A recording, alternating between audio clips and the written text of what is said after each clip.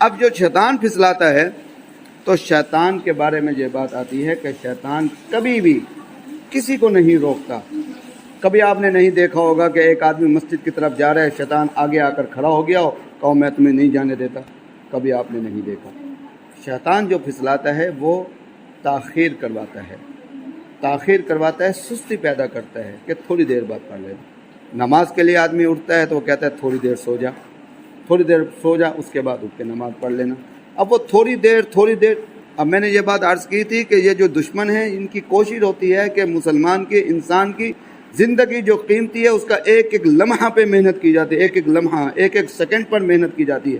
اب دیکھیں شیطان محنت کر رہا ہے کہ 1 سیکنڈ ضائع ہو گیا، 5 منٹ ضائع ہو گئے، نماز کی میں غفلت ہو گئے، 10 منٹ ضائع کر دے، 15 منٹ ضائع کر دے، 20 منٹ ضائع کر دیا۔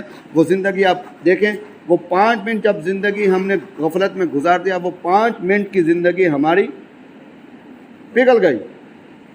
اب باقی اگر ہمارے 10 گھنٹے کی زندگی بچی ہوئی ہے تو 5 منٹ کی زندگی ہماری پگھل گئی۔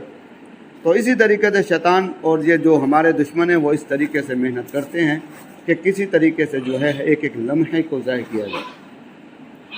تو شیطان کے پھسلانے کا ایک طریقہ علماء نے لکھا ہے کہ اس کا طریقہ کار، کسی کی جو ہے شیطان سے ملاقات ہو گئی اور کہا کہ بھائی تم، اس کا درمیان پکڑ لیا اور اس سے کہا کہ بھائی تم ایسے خبیث ہو کہ تم ہمیں پھسلاتے ہو، ہمیں گمراہ کرتے ہو، ہمیں نیکیوں سے روکتے ہو۔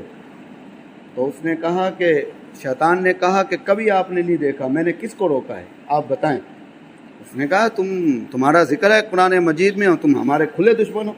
اس نے کہا کہ میں نے کبھی بھی کسی کو نہیں روکا، بس میں تو ایک چاشنی لگا دیتا ہوں تھوڑی سی، اس پر خود بخود ایک ایسا ماحول بن جاتا ہے، تم خود بخود رک جاتے ہو، میں نے کبھی کسی کو نہیں روکا۔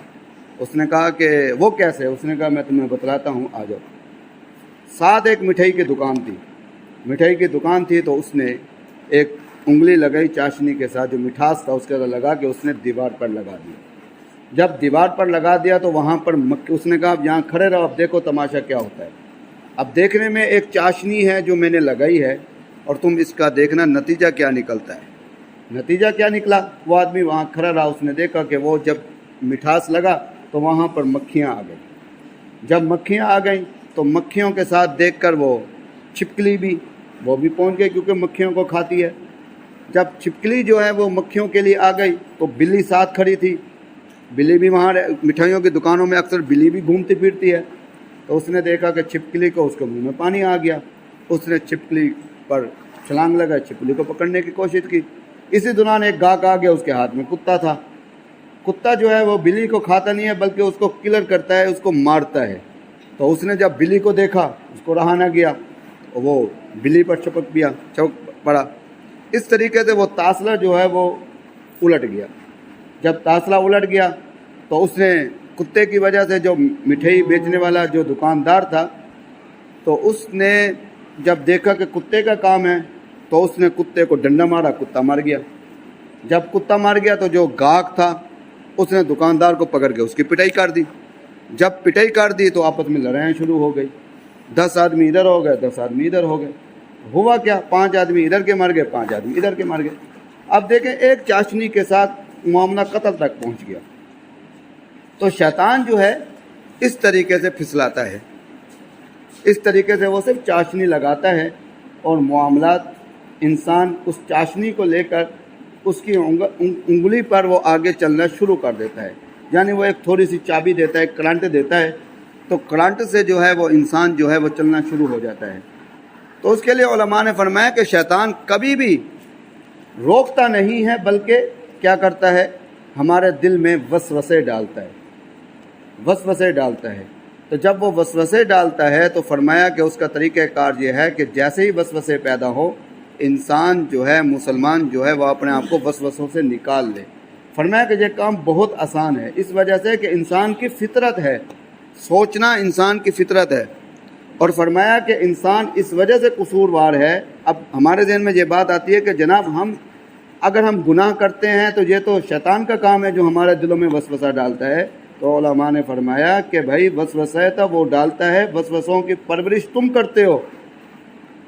اب دیکھو ہمارے ذہن میں ایک گناہ، اس نے ایک وسوسہ ہمارے دل میں ڈال دیا، ہم اس وسوسے کو جب تک اس کی پرورش نہیں کرتے، اس گناہ کو ہم سوچتے ہیں بار بار، ہم نے یہ کرنا ہے، یہ کرنا ہے، پلاننگ بناتے ہیں. اب دیکھیں ہم اس گناہ کی پرورش کر رہے ہیں، تو جو ہمیں سزا ملے گی وہ اسی وجہ سے ملے گی.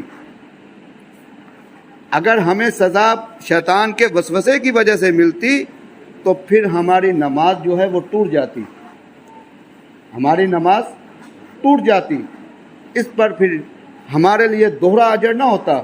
بھئی جس کے دل میں نماز کے اندر وسوسے پیدا ہوتے ہیں وہ چھڑک دیتا ہے، پھر نماز کے اندر توجہ کر لیتا ہے، اس کے بعد پھر اس کے دل میں وسوسے پیدا ہوتے ہیں، وہ جھڑک دیتا ہے، اور جناب پھر جو ہے وہ توجہ نماز کی طرف کرتا ہے. بار بار اس کو تکلیف ہوتی ہے، تو اس پر اجر جو ہے ڈبل نہ ہوتا. گناہ اس وقت شروع ہوگا جب اس وسوسے کو، جو شیطان نے ہمارے دل میں جو وسوسہ پیدا کیا ہے، اس کی ہم پرورش کریں گے. جب ہم اس کی پرورش کریں گے تو اس پر ہمیں گناہ ملتا ہے، ہمیں سزا ملتی ہے، اسی کی وجہ سے سزا ملتی ہے. ہم اس گناہ کی پرورش کرتے ہیں، ہم سوچتے رہتے ہیں اس گناہ کو.